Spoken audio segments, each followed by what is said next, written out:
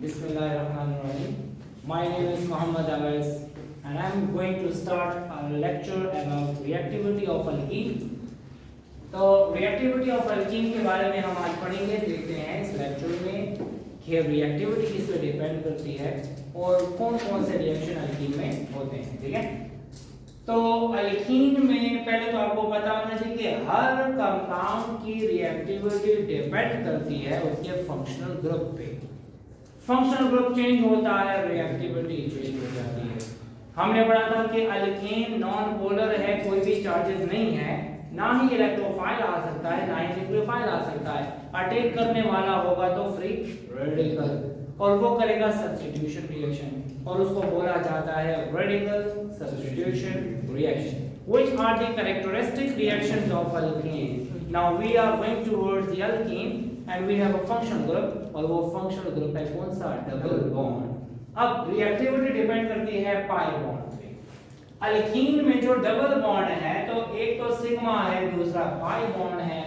Sigma bond तो linear overlap से बनता है और स्टेबल होता है, ठीक है। लेकिन पाई बॉन्ड में इलेक्ट्रॉनिक क्लाउड होते हैं above and below the ring. Pi electron पे न्यूक्लियस की अट्रैक्शन कम होती है। जब अट्रैक्शन कम होती है तो इलेक्ट्रॉन को निकालना आसान होता है। नाउ जब भी यहां पर अटैक करने के लिए आएगा तो ऐसा रिएजेंट आएगा जिसके ऊपर पॉजिटिव चार्ज होगा, या पॉजिटिवली चार्ज्ड हो या वो इलेक्ट्रॉन डेफिशिएंट हो, जिसको हम कहते हैं इलेक्ट्रोफाइल। इलेक्ट्रोफाइल आएगा, इस पे अटैक करेगा और अटैक करने के बाद इसमें हो जाएगा ऐड, तो ऐसे रिएक्शन को बोला जाता है electrophilic addition reaction.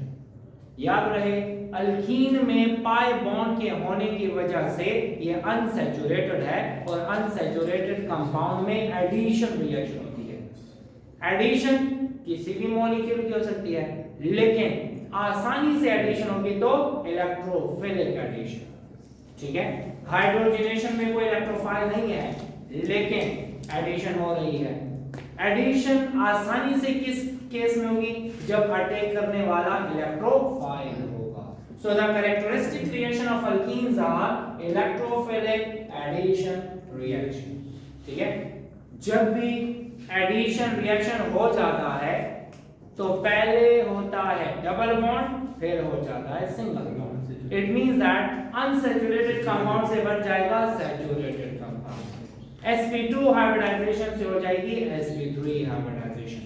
Trigonal planar geometry से हो जाएगा टेट्राहेड्रल ज्योमेट्री और 2 डायमेंशनल स्ट्रक्चर से 3 डायमेंशनल स्ट्रक्चर बन जाता है। तो ये है रिएक्शन ऑफ अल्कीन का प्रोडक्ट, और प्रोडक्ट में क्या होता है, ये सारी चेंजेस आती हैं। मैंने लिखा हुआ है sp2 to sp3, trigonal to tetrahedral, 109.5 से 120 और 2d से 3d हो जाता है। अब मुख्तलिफ रिएक्शंस हैं। हम पहले वाला रिएक्शन पढ़ेंगे हाइड्रोजनेशन। जब भी हाइड्रोजनेशन का नाम सुने मतलब एडिशन ऑफ हाइड्रोजन हो रही है। एडिशन ऑफ हाइड्रोजन क्या है? This is a reduction reaction. कौन सा रिएक्शन है? रिडक्शन।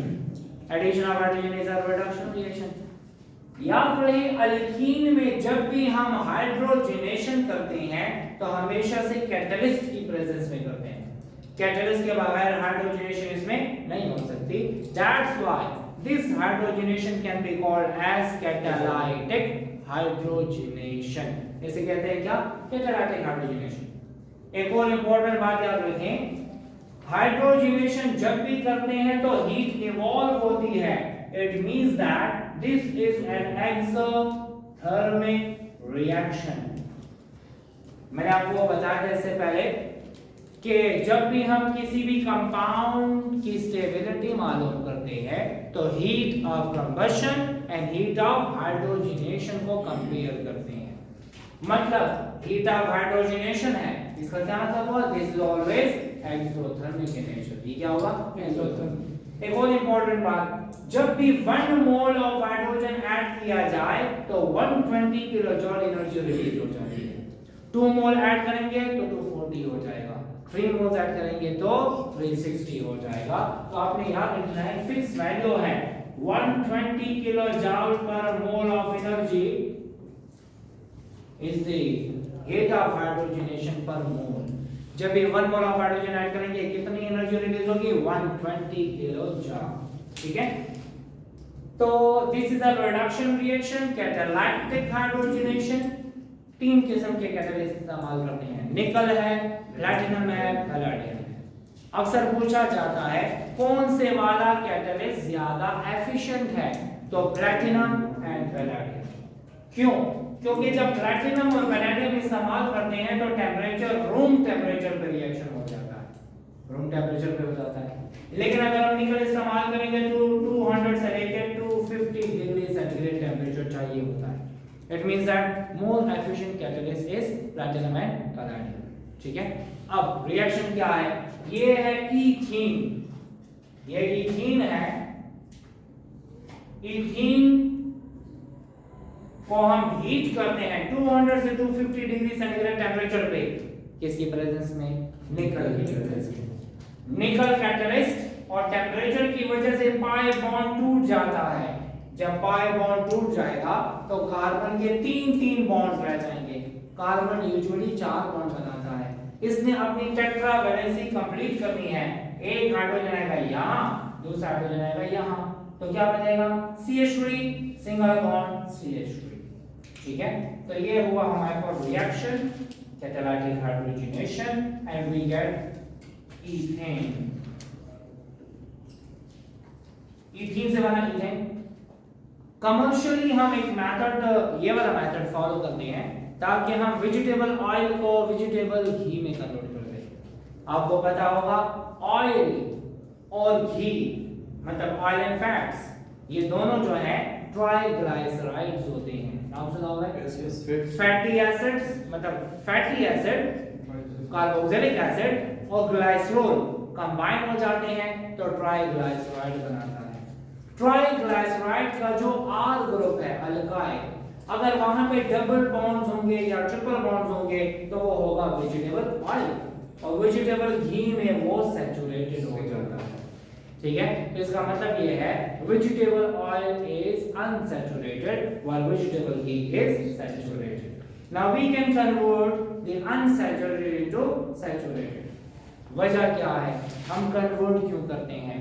जब डबल बॉन्ड हो या ट्रिपल बॉन्ड हो तो वो आसानी से ऑक्सीडाइज हो सकता है, आसानी से हाइड्रोलाइज हो सकता है, और जब हाइड्रोलाइज हो जाएगा या ऑक्सीडाइज हो जाएगा तो वो ऑयल खराब हो जाएगा, फाउल स्मेल स्टार्ट हो जाती है। ठीक है, अब इसकी डिकम्पोजिशन और इसकी हाइड्रोलिसिस और इसकी ऑक्सीडेशन से बचाने के लिए हम ऑयल को कन्वर्ट कर देते हैं किसमें? घी में। We know that unsaturated more reactive, saturated least reactive होते हैं या less reactive होते हैं। ठीक है, तो हम वेजिटेबल ऑयल को वेजिटेबल घी में कन्वर्ट करते हैं। ठीक है, अब अगर बड़े पैमाने पे हमने कन्वर्ट करना है तो हमने खास किस्म का कैटलिस्ट लेना है, और उस कैटलिस्ट का नाम है रेनी निकल। रेनी निकल, रेनी जो है वो साइंटिस्ट का नेम है। ठीक है, उसने एक निकल बनाया, निकल बनाया नहीं, एक्सट्रैक्ट किया। किससे एक्सट्रैक्ट किया? एक एलॉय से एक्सट्रैक्ट किया। कौन सा एलॉय है? ये है निकल, और एल्युमिनियम का एक एलॉय होता है। इस एलॉय में से निकल को निकाला, एक्सट्रैक्ट किया, और उसको एक्सट्रैक्ट करने के बाद इस्तेमाल किया इस रिएक्शन में। ठीक है, और वो जो निकल मिला, रेनी निकल, ये रेनी निकल था पोरस फॉर्म में। जब वो रस होगा सरफेस एरिया ज्यादा होगा, सरफेस एरिया ज्यादा होगा तो एफिशिएंसी भी ज्यादा होगी। देखें, अगर निकल है उसकी सरफेस यही है तो जितना सरफेस होगा उसके मुताबिक कैटालाइज करेगा। लेकिन अगर इसमें पोर्स आ गए हैं तो पोर्स के अंदर भी तो सरफेस एरिया है, तो उस सरफेस एरिया की वजह से ज्यादा होने की वजह से एफिशिएंसी ज्यादा हो जाती है। नॉर्मल निकल लेते हैं तो 200 to 250 चाहिए, लेकिन अगर रेनी निकल लेते हैं तो 150 to 250 चाहिए। सो व्हाट इज रेनी निकल? ये रेनी ने क्या किया, निकल और एल्युमिनियम के एलॉय में से निकल को एक्सट्रैक्ट किया और उसको इस्तेमाल किया हाइड्रोजनेशन में। और नॉर्मली कमर्शियल लेवल पे कौन सा कैटलिस्ट इस्तेमाल करते हैं? रेनी निकल। कमर्शियल लेवल का मतलब क्या है? बड़े पैमाने पे अगर हम ऑयल से घी बनाना चाहते हैं। अब आपके माइंड में आना चाहिए कि ज्यादा एफिशिएंट तो प्लैटिनम एंड पैलेडियम है, तो ये क्यों नहीं इस्तेमाल करते? तो याद रहे कि ये बहुत ज्यादा एक्सपेंसिव होता है।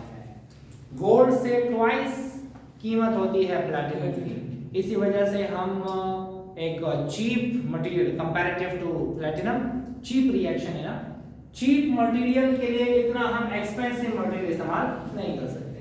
तो निकल जो है ये ज्यादा महंगा नहीं, ये चीप मेटल में आता है, ठीक है। तो 150 से लेके 250 डिग्री सेंटीग्रेड टेंपरेचर हम देते हैं जब रेनी निकल इस्तेमाल करते हैं। अगर एमसीक्यू में आ जाए कि कमर्शियल लेवल पे वेजिटेबल ऑयल को वेजिटेबल घी में कन्वर्ट करते हैं तो कौन सा मेटल है? रेनी निकल भी होगा, रेनी निकल भी होगा, तो रेनी निकल ज्यादा सूटेबल आंसर है, ठीक है। तो 150 to 250 वेजिटेबल ऑयल इनटू घी, तो मतलब ये हुआ दिस इज अनसैचुरेटेड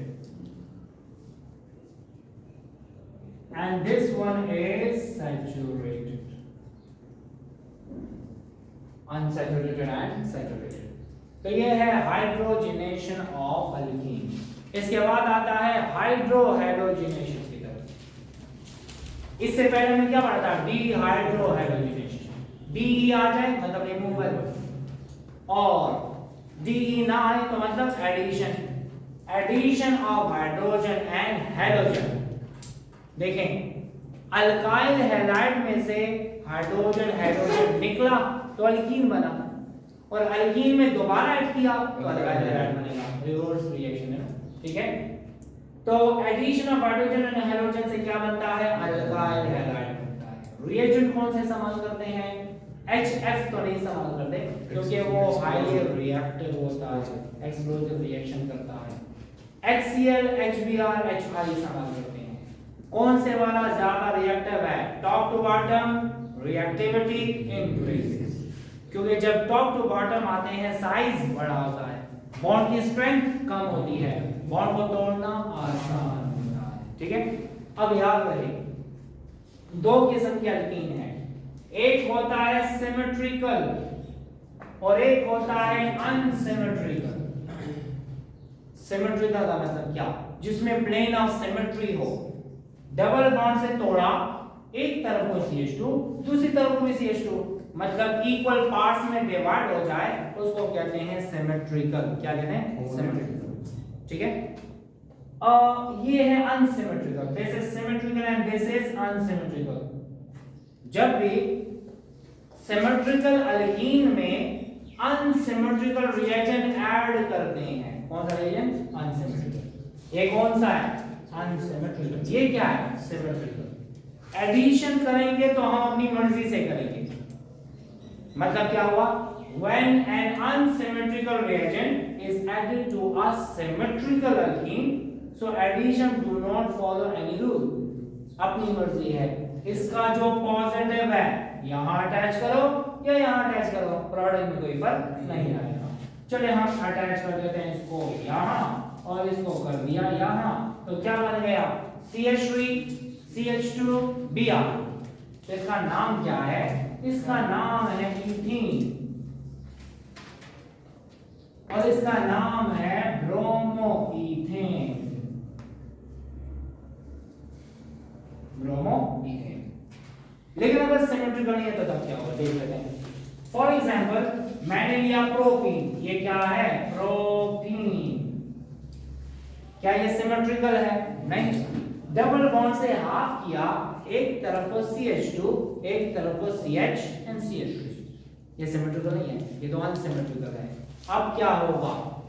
जब भी एक अनसिमेट्रिकल रिएजेंट अनसिमेट्रिकल अल्कीन में ऐड किया जाए तो एडिशन के लिए एक रूल है और उस रूल को कहते हैं मार्कोनिकॉफ रूल, ठीक है? मार्कोनिकॉफ रूल, ठीक है। ये रूल हमें क्या कहता है? ये रूल हमें कहता है कि जब एक अनसिमेट्रिकल रिएजेंट को अनसिमेट्रिकल अल्कीन में ऐड करना हो तो इसका पॉजिटिव वहां अटैच होगा जहां हाइड्रोजन ज्यादा होगा। इधर कितने हाइड्रोजन? 2। इधर कितने? 1। इधर कितने? 3। तो कहां अटैच होगा? 3 2। एडिशन होगी डबल बॉन्ड। ये CH3 है ना, ये तो सिंगली बॉन्डेड है। सिंगली बॉन्डेड में एडिशन नहीं होगी, तो आपने इस 3 का हाइड्रोजन को नहीं देखना, याद रहे आपने देखना होगा कि डबल बॉन्ड के साथ अटैच कार्बन के साथ कितने हाइड्रोजन हैं, because addition always takes place in double bond. इधर के 3 हाइड्रोजन ही देखने, इधर 2 हाइड्रोजन और इधर 1 हाइड्रोजन। अब कहां अटैच होगा, यहां पर अटैच होगा। So the partial positive part will attach to that carbon having greater number of hydrogen. ठीक है, इसके पास greater number of hydrogen है, but this is saturated. This is attached by single bonds. ठीक है, sigma bonds. लेकिन यहाँ पे addition तो यहाँ पे नहीं है। Positive होगा यहाँ तो negative होगा यहाँ। असल में मसला ये हुआ था कि हम अगर अपनी मर्जी से एडिशन करें तो 2 प्रोडक्ट मिलते हैं। एक प्रोडक्ट ऐसा मिलता है कि पॉजिटिव यहां आ जाए और नेगेटिव दरमियान में आ जाए, तो ये वाला प्रोडक्ट। पॉजिटिव दरमियान में आ जाए और नेगेटिव पहले के साथ अटैच हो जाए, तो ये वाला product. So we get 2 types of product. कब 2 प्रोडक्ट बनेंगे, जब अनसिमेट्रिकल एल्कीन होगा और अनसिमेट्रिकल रिएजेंट होगा, दोनों होंगे अनसिमेट्रिकल, तब ऐसा होगा। अगर दोनों में से कोई भी सिमेट्रिकल हो जाए तो फिर तो एक ही प्रोडक्ट बनेगा।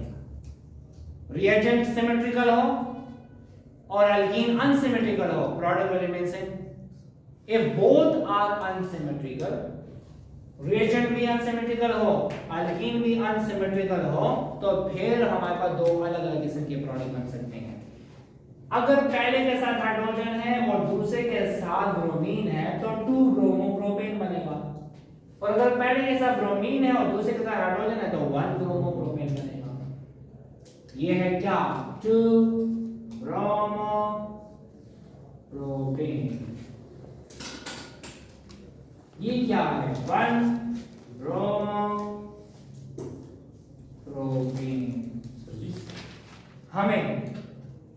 हमें मार्कोनिकॉफ रूल के मुताबिक पता चला, क्योंकि उसने क्या देखा कि मेजर प्रोडक्ट ये था, ये वाला प्रोडक्ट माइनर प्रोडक्ट था। जब ये प्रोडक्ट कम था तो उसने कहा कि ये मेजर प्रोडक्ट क्यों है, क्योंकि इसने इस रूल को फॉलो करना है कि पार्शियल पॉजिटिव पार्ट वहां अटैच होगा जहां पर हाइड्रोजन ज्यादा होंगे। ठीक है, वजह इसमें कुछ और है, स्टेबिलिटी ऑफ कार्बोनियम आयन। लेकिन अभी फिलहाल डिस्कशन के फायदा कुछ भी नहीं है, क्योंकि आप कार्बोनियम आयन को नहीं पहचानते और उसकी स्टेबिलिटी हम बाद में डिस्कस करेंगे चैप्टर 17 में। लेकिन याद रहे मार्कोनिकॉफ रूल ने क्या कहा, पॉजिटिव वहां जहां हाइड्रोजन ज्यादा है, नेगेटिव पार्ट वहां जहां पर हाइड्रोजन कम होंगे। So what is the major product of hydrohalogenation of propene, 2 bromopropane. This is the major product according to Markovnikov rule. ठीक है, ये हो गया हमारे पास रिएक्शन हाइड्रोहैलोजिनेशन। अब प्रोसीड करते हैं तीसरे रिएक्शन की तरफ जिसका नाम है, अच्छा, थर्ड रिएक्शन है अल्कीन का hydration of alkyne.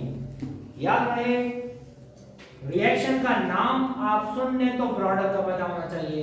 Hydrogenation of alkyne से अल्केन बनेगा, हाइड्रोहाइड्रोजनेशन से अल्काइल हैलाइड बनेगा और हाइड्रेशन से बनेगा अल्कोहल। ये वाला रिएक्शन हमने इसका अपोजिट पढ़ा था अल्कीन के प्रिपरेशन में। अल्कोहल में से वाटर निकलेगा, अल्कीन बनेगा, अल्कीन में वाटर दोबारा आएगा, अल्कोहल बनेगा। अल्काइल हैलाइड में से हाइड्रोजन हाइड्रोजन निकलेगा, अल्कीन बनेगा, अल्कीन में दोबारा हाइड्रोजन हाइड्रोजन आएगा तो अल्काइल हैलाइड बनेगा। इसका मतलब ये एक दूसरे का उल्टा रिएक्शन है, ठीक है, अपोजिट रिएक्शन है। हाइड्रेशन इन अल्कीन का मतलब है addition of water. Addition of water is called as hydration. It produces alcohol. यहाँ पे कैटलिस्ट दो इस्तेमाल कर सकते हैं, या फास्फोरिक एसिड या सल्फ्यूरिक एसिड। लेकिन हमें टेम्परेचर चाहिए होगा 100 डिग्री सेंटीग्रेड। क्लियर? अब जितने भी रिएक्शन है मार्कोनिकॉफ रूल के मुताबिक ही करने होंगे, ठीक है। मार्कोनिकॉफ रूल, ये कौन सा अल्कीन है, सिमेट्रिकल, कोई रूल नहीं है। And this reaction is unsymmetrical, जरूरत नहीं है। दोनों में से कोई भी सिमेट्रिकल हो जाए, चाहे अटैकिंग हो चाहे जिसमें अटैक हो रहा हो, सबस्ट्रेट। कोई भी सिमेट्रिकल हो कोई भी रूल नहीं होगा, लेकिन अगर दोनों हो जाए अनसिमेट्रिकल तो तब फॉलो होगा मार्कोनी का उसूल। पॉजिटिव को अटैच करते हैं यहाँ और नेगेटिव को अटैच करते हैं यहाँ, तो क्या बन जाएगा CH3 CH2 OH, मतलब ये बना इथाइल अल्कोहल, इथानॉल। ये है इथानॉल या प्राइमरी अल्कोहल। याद रहे हम तीनों अल्कोहल बना सकते हैं, प्राइमरी भी बना सकते हैं, सेकेंडरी भी बना सकते हैं, टर्शियरी भी बना सकते हैं। फर्स्ट मेंबर ऑफ अल्कीन, और फर्स्ट मेंबर ऑफ अल्कीन कौन सा है वकास? इथीन। इथीन में हाइड्रेशन करने से प्राइमरी अल्कोहल बनता है, हायर मेंबर में हाइड्रेशन करने से सेकेंडरी बनता है, और सब्स्टिट्यूटेड अल्कीन में करने से टर्शियरी बनता है। सब्स्टिट्यूटेड का मतलब क्या हुआ मैं बताता हूं। पहले मेंबर से क्या बना? प्राइमरी। नेक्स्ट हायर कोई भी मेंबर ले लें, प्रोपीन ले लें, ब्यूटीन ले लें, 1 ब्यूटीन 2 ब्यूटीन ले लें, सब ले लें, हायर मेंबर क्या बनाएगा? उससे बनेगा सेकेंडरी अल्कोहल। लेकिन सब्स्टिट्यूटेड अल्कीन का क्या मतलब? कि डबली बॉन्डेड कार्बन के साथ हाइड्रोजन ना हो, उसके साथ carbon attach. This alkene is called as substituted alkene. और मैंने इससे पहले बताया था कि इसको नहीं बोलना, इसका नाम क्या है? आइसोब्यूटाइलीन। क्या है ये? आइसोब्यूटाइलीन। ये इसको बोला जाता है टू मिथाइल प्रोपीन। ठीक है, ये है क्या? Propene. This is unsymmetrical and this is also unsymmetrical. It will follow which rule? Markovnikov's rule. होगा क्या? Partial positive part will attach to that carbon having greater number of hydrogen and partial negative part will attach to that carbon having less number of hydrogen. OH दरमियान में और H पहले carbon के साथ. So we get which alcohol? Secondary alcohol. इसका नाम है propanol. 2 पे है propanol. Propane 3 carbon, all hydroxide. All कहां पर है? 2 पोजीशन पे, 1 2 3, तो इसका नाम है 2 प्रोपेनॉल। कौन सा अल्कोहल है ये? Secondary alcohol. हाइड्रोक्सल जिस कार्बन के साथ है वो कार्बन एक कार्बन के साथ है तो प्राइमरी कार्बन हुआ, तो प्राइमरी अल्कोहल हुआ। हाइड्रोक्सल जिस कार्बन के साथ है वो 2 कार्बन के साथ है तो ये सेकेंडरी अल्कोहल हुआ। याद रहे टर्शियरी अल्कोहल तब बनता है कि जब आइसोब्यूटाइलीन में हाइड्रेशन करें। तो आइसोब्यूटाइलीन में कर लेते हैं। This is unsymmetrical and this is also unsymmetrical. Positive आएगा यहां, नेगेटिव आएगा यहां, तो क्या बन गया? CH3C, CH3 के साथ OH। ये देखें ना, 1 2 3 CH3 है, C के साथ OH हुआ। इसका नाम है, चलो वो लिख लेते हैं, टर्शियरी ब्यूटाइल अल्कोहल। ठीक है, मतलब ये हुआ टर्शियरी अल्कोहल। तो अगर कहा जाए कि हाइड्रेशन ऑफ अल्कीन से कौन सा अल्कोहल बनता है तो प्राइमरी, सेकेंडरी, टर्शियरी तीनों बनते हैं। ठीक है, फर्स्ट मेंबर से बनेगा, सिर्फ फर्स्ट मेंबर से बनेगा प्राइमरी अल्कोहल, हायर मेंबर से सेकेंडरी बनता है, और जब सब्स्टिट्यूटेड अल्कीन होगा तो टर्शियरी। सब्स्टिट्यूटेड अल्कीन किसे बोलते हैं? जब डबली बॉन्डेड कार्बन के साथ हाइड्रोजन जा चुका हो और उसकी जगह पे कार्बन अटैच हो। ठीक है, तो उसको सब्स्टिट्यूटेड बोलते हैं। ये हो गया हाइड्रेशन इन अल्कीन। चौथा रिएक्शन है हैलोजिनेशन। हैलोजिनेशन का मतलब क्या है? Addition of hydrogen is called as halogenation. याद रहे ये तो हमने स्टार्ट में पढ़ा था। अल्कीन को हम ओलेफिन्स कहते हैं। क्या कहते हैं? Olefins, because they produces oil when they are treated with chlorine और विद ब्रोमीन। याद है? मैंने आपको वहां बताया था कि अल्कीन में हाइड्रोजन को ऐड करो तो बनता है डाइहैलाइड। कौन सा? विसिनल डाइहैलाइड। और वो विसिनल डाइहैलाइड होता है ऑयली प्रोडक्ट। देख लिया। Addition of hydrogen is called as hydrogenation. बनाता क्या है? विसिनल डाइहाइड्राइड बनाता है। हम इसको ट्रीट किसके साथ करेंगे? F2Cl2Br2I2। ठीक है, बहुत इंपॉर्टेंट है, जरा बोर्ड से देखें यहाँ पे। अब होता है ऐसे, देखें। अच्छा, इसमें ऑर्डर क्या है मैं बाद में बताऊंगा, रिएक्शन कैसे होता है। इथीन को ट्रीट किया हमने ब्रोमीन मॉलिक्यूल के साथ। मैं ब्रोमीन के ऊपर लगाता हूं पार्शियल पॉजिटिव पार्शियल नेगेटिव। अब ये तो बात गलत है कि होमो एटॉमिक मॉलिक्यूल पे कोई चार्जेस तो होते नहीं है, वैसे मैंने लगा दिए। अब क्या हो गया? जब ब्रोमीन मॉलिक्यूल दूर पड़ा हुआ है तो उसमें कोई चार्ज नहीं है, लेकिन जब वो करीब आएगा किसके? अल्कीन के, तो वो पोलराइज हो जाएगा। क्या होगा? पोलराइज। क्यों पोलराइज होता है वो देख लेते हैं। अल्कीन में मौजूद है pi bond, electronic clouds are above and below. ठीक है, electronic cloud above and below the plane है।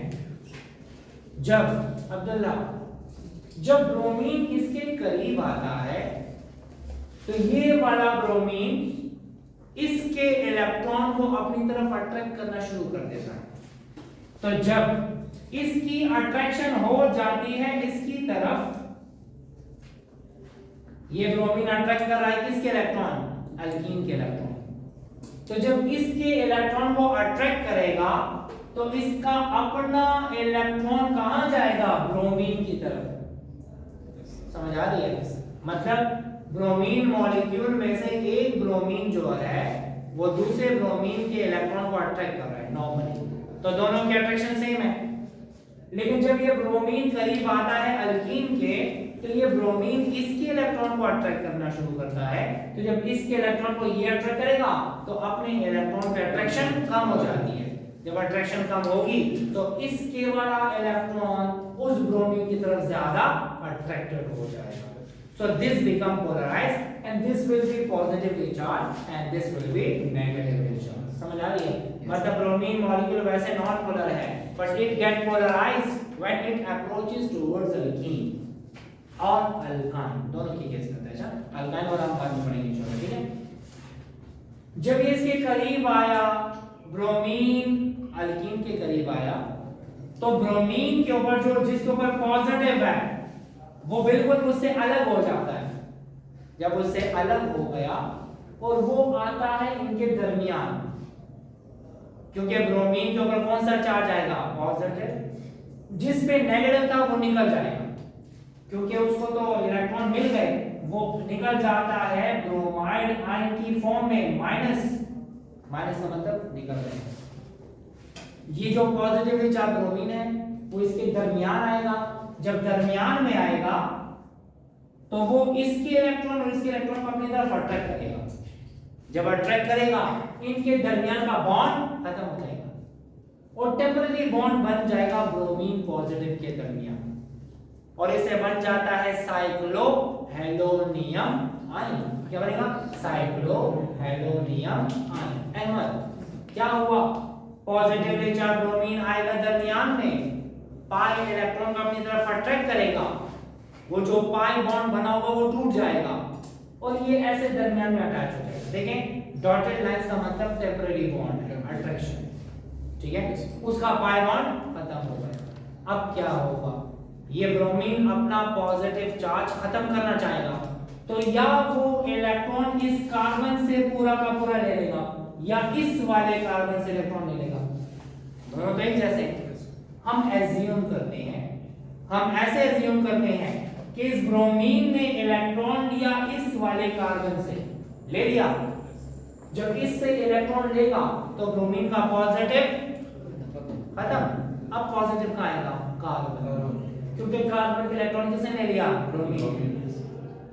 ब्रोमीन ने परमानेंट बॉन्ड बना दिया एक कार्बन के साथ, तो दूसरे कार्बन पे कौन सा चार्ज? पॉजिटिव।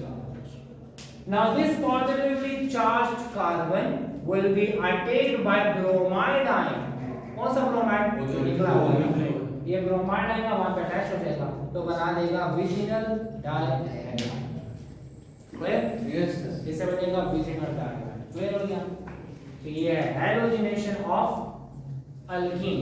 एक सेकेंड, हैलोजिनेशन का ऑर्डर देख लेते हैं। याद रहे तैमूर, यूजुअली आयोडीन की रिएक्टिविटी सबसे ज्यादा होती है ना, क्योंकि आयोडीन का साइज सबसे बड़ा है, बॉन्ड को तोड़ना आसान है। लेकिन यहाँ पर रिएक्टिविटी का ऑर्डर उल्टा है, सबसे ज्यादा रिएक्टिव फ्लोरीन और सबसे कम रिएक्टिव आयोडीन। वजह क्या है? This reaction depends upon attraction. किस पे डिपेंड करे? अट्रैक्शन पे। ब्रोमीन इलेक्ट्रॉन अट्रैक्ट करे किसके? अल्कीन के। जितनी ज्यादा इलेक्ट्रॉन नेगेटिविटी होगी उतना आसानी से इलेक्ट्रॉन लेगा, उतना आसानी से इसमें ऐड होगा। So that's why fluorine is more reactive and iodine is the least reactive. ये रिएक्शन बहुत इंपॉर्टेंट रिएक्शन है। ये एक टेस्ट के तौर पे इस्तेमाल होता है, जिसको बोला जाता है ब्रोमीन वाटर टेस्ट। क्या मतलब? दो कंपाउंड दिए गए हैं, पूछा गया है कौन से वाला सैचुरेटेड, कौन से वाला अनसैचुरेटेड। हमने सॉल्यूशन लेना है, ब्रोमीन वाटर लेना है।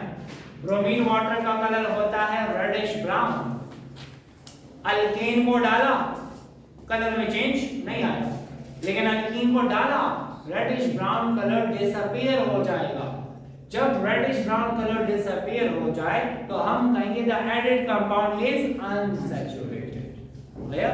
सो we can detect unsaturation in a compound by which test? Bromine water test. So this is about halogenation of alkene.